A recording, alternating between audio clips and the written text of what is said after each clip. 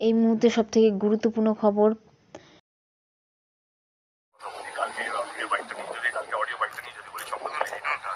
শঙ্করদলীটা কি, এটা আমার মনে হয় বাংলার মানুষকে জানা উচিত। শঙ্করদলী হচ্ছে আমার শুরুর রাজনীতিক গুরু, যার হাত ধরে, যার আঙুল ধরে আমি পুরো ঘাটালটা চিনেছিলাম, মানে 2014-তে। আমার মনে হয় আমি সেরকম একজন মানুষকে আমাকে নিয়ে খারাপ, সেটা আমার কাছে ইম্পর্টেন্ট না। আমাকে কেউ যদি একটু যদি সাহায্য করে থাকে, তাকে আমি সারা জীবন সম্মান করি। শঙ্করদলী আমার মনে হয় না উনি যদি জানতেন এই কলটা রেকর্ড হচ্ছে, তাহলে এই কথাগুলো বলতেন না।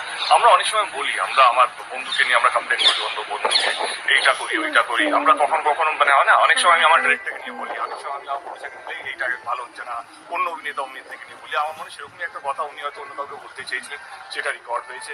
এবং কালকে আমি এটাও জানলাম যে উনি এটা বলছেন। আমি যদি বলি ধরেইনি, যদি বলি, আমার মনে হয় এটা অন্যায় না। কারণ উনি যদি জানতেন এই কলটা রেকর্ড হচ্ছে বা এটা সমাজ মাধ্যমে আসবে, আমার মনে হয় এটা উনি করতেন না। ইনফ্যাক্ট এই ভুলটা আমরা সবাই করি। আমার মনে হয় এই যে ভিতরের কথাগুলো বাইরে আসা, সেটাকে ইনক্যাশ করা ইলেকশনের সময়, সেটা আমার মনে হয় দুঃখজনক। আমার শঙ্করদলীকে নিয়ে আমি এখনো বলছি, আমার রাজনীতির শুরুতে ওনার হাত ধরেই ঘাটালটা চিনেছি এবং আজকে আমি তাই বিশ্বাস করি। এবং আমি আমার মনে হয় যে ঘাটাল জিততে গেলে আমার মনে হয় আমার সমস্ত মানুষকে, আমার মনে হয় যে দাঁড়াবে বা আমিও যদি দাঁড়াই, তো সবাইকে লাগবে। আমার মনে হয় যে কাউকে কারো নাম খারাপ করে, কারো ভয়েস রেকর্ড বার করে কালকে হয়তো আবার পরবর্তীকালে কোনো ভিডিও লিঙ্ক আসবে, আসবে নিজেদের মধ্যে দ্বন্দ্ব তৈরি করার জন্য। আমি দলকে বা আমার ঘাটালের মানুষদেরকে একটাই কথা বলবো, লক্ষ্য একটাই হওয়া উচিত, মানুষের মন জয় করা। নিজেদের উপরে কে কত কি সেটা না ভেবে মানুষ কিভাবে আমাদের সঙ্গে থাকবে সেটা নিয়ে ভাবা উচিত। অর্থাৎ শুনলেন আপনারা, একের পর এক দেব স্পষ্ট করছেন এবং বিজেপিও যেভাবে একের পর এক আক্রমণ শানিয়েছেন এই দুর্নীতি ইস্যুতে, এবং যে ভাইরাল অডিওটি সেইটা নিয়েও মুখ খুলেছেন আজকে দেব। সাংসদ কোটার টাকার 30% কাটমানি চাওয়ার অভিযোগ ওঠে ভাইরাল হওয়া অডিও ক্লিপে। শোনা গেছে ঘাটালের তৃণমূল সাংসদ দেবের নাম। কণ্ঠস্বর ঘাটালেরই প্রাক্তন তৃণমূল বিধায়ক শঙ্কর দলুয়ে। দাবি করেন দেবের সাংসদ প্রতিনিধি রামাপদ মান্না। কিন্তু সেই ভাইরাল হওয়া অডিও কি ছিল, রাখবো আপনাদের সামনে। আমি দিদিকে মানে কি বলবো, এমন কথা বলেছি যে দেব আমার কাছে তার এমএলএ এমপি ল্যাড থেকে মানে 30% কমিশন চাইছে। দিদি বলছে তুই ছেড়ে দে, ওর কাজটা করিসনি, ছেড়ে দে।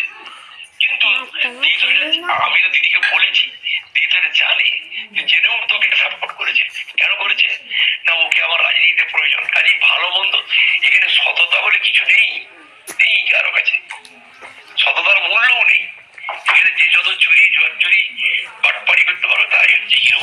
আর ওদের কাছে ওই কলকাতায় কোটি কোটি টাকা পৌঁছাতে পারবে, তারা হচ্ছে সত্যিকারের হচ্ছে রাজনীতি এই জায়গায় গেছে।